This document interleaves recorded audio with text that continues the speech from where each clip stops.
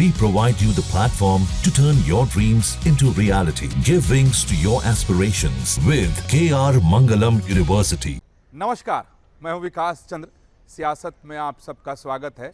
आज बात करेंगे वक्फ बोर्ड को लेकर विश्व हिंदू परिषद ने देश भर में जो अभियान शुरू किया है उस मुद्दे पर, और आपको बताने और समझाने की कोशिश करेंगे कि वो कौन सा अभियान है और इसका मकसद क्या है।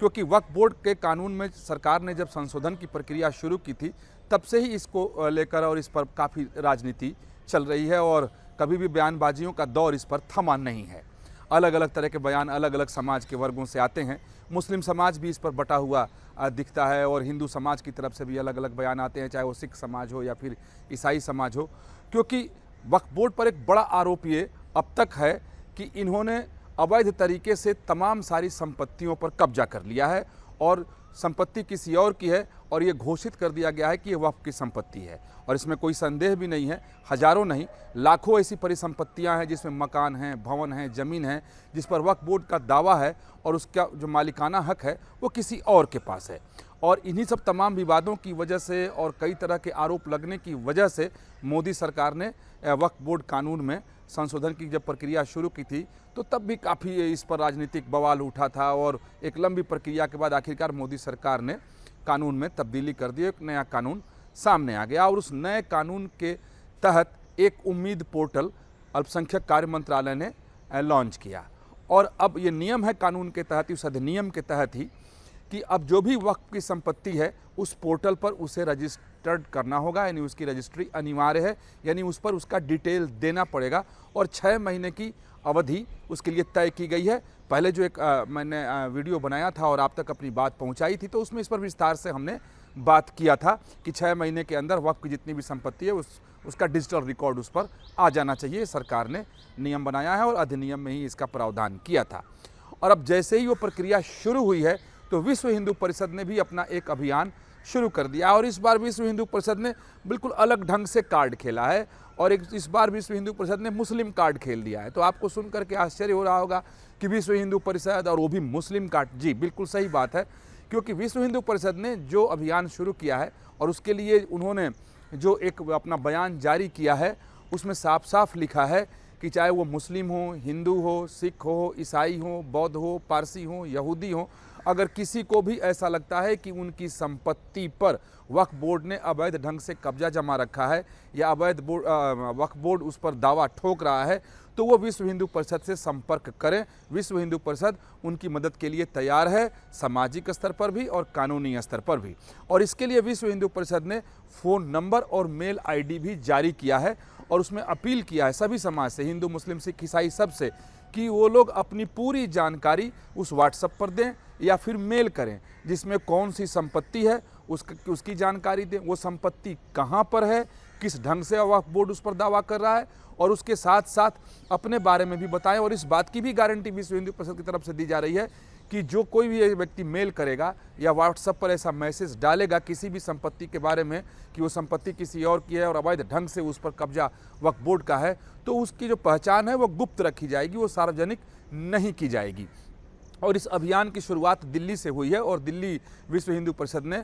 इस काम को शुरू कर दिया है। और इसके पीछे आप देखें तो कई तरह की बातें साफ तौर पर नज़र आती हैं। विश्व हिंदू परिषद अब इसके जरिए वक्फ बोर्ड को बेनकाब करने की कोशिश कर रहा है। काफ़ी लंबे समय से जो मज़ार हाईवे पे बने हुए हैं या जहाँ तहाँ जो मज़ार बने हैं और वहाँ कब्जा जमाया गया है सार्वजनिक स्थलों पर, या जो भूमि लगातार गांव के गांव जो है उस पर वक्फ बोर्ड का दावा हो जाता है, इसको लेकर विश्व हिंदू परिषद काफ़ी दिनों से अपना आंदोलन चलाते रहा है और कानूनी दाव पेच में विश्व हिंदू परिषद चलता रहा है। और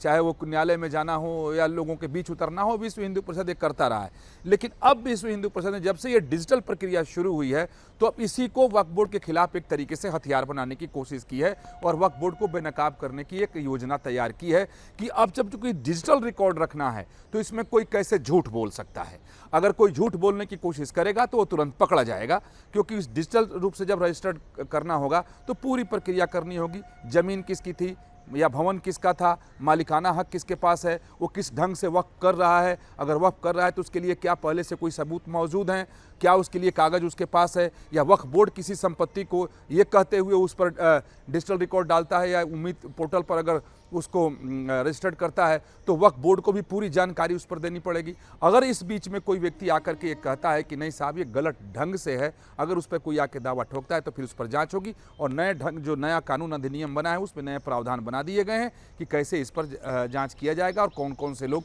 जांच करेंगे। तो इसमें विश्व हिंदू परिषद ने कहा है कि अगर मुस्लिम समाज के लोगों को भी ये लगता है कि उनकी किसी संपत्ति, जमीन, मकान या भवन कुछ भी ऐसा है जिस पर वक्फ बोर्ड ने अवैध कब्जा कर रखा है तो वो भी हमारे सामने आए। इस तरीके से पहले कभी विश्व हिंदू परिषद ने ऐसा कभी कोई बयान जारी नहीं किया, कहीं कोई अपील नहीं की कि मुस्लिम समाज के लोग आएँ, लेकिन इस मसले पर विश्व हिंदू परिषद ने मुस्लिम समाज का आह्वान किया है, क्योंकि विश्व हिंदू परिषद ने कहा है कि गरीबों का हक कहीं मरना नहीं चाहिए, चाहे वो कोई भी हो, किसी भी समाज से हो, किसी भी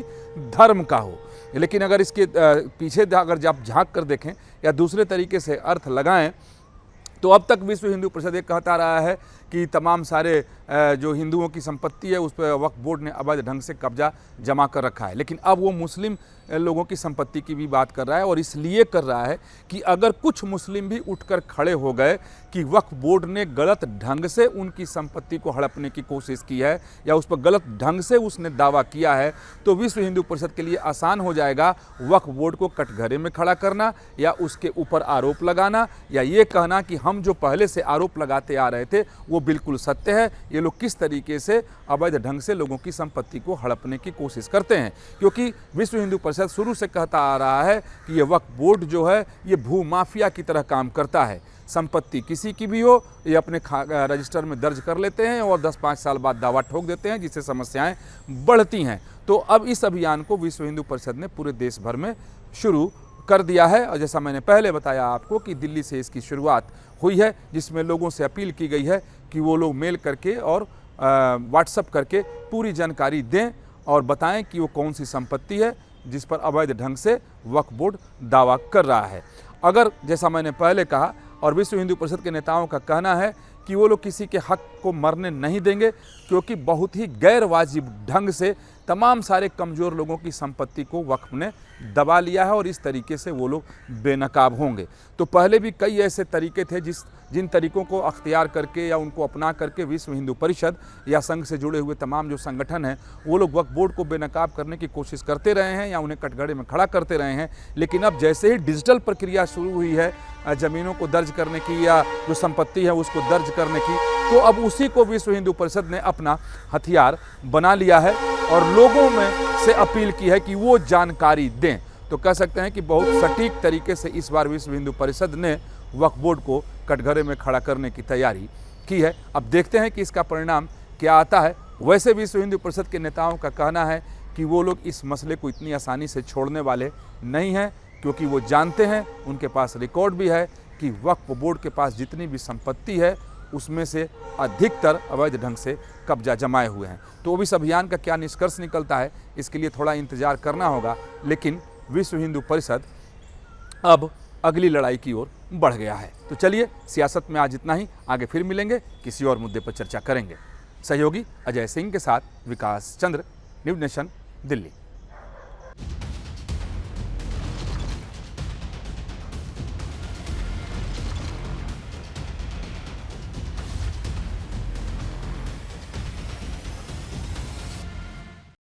जहाँ भक्ति है हर शब्द में, कथाओं में छुपे हैं दिव्य रहस्य और ज्योतिष देता है जीवन को दिशा। धर्म से जुड़ी हर बातों को जानने के लिए हमारे चैनल स्तुति को सब्सक्राइब करें। चैनल पर जाने के लिए इस लिंक पर क्लिक करें।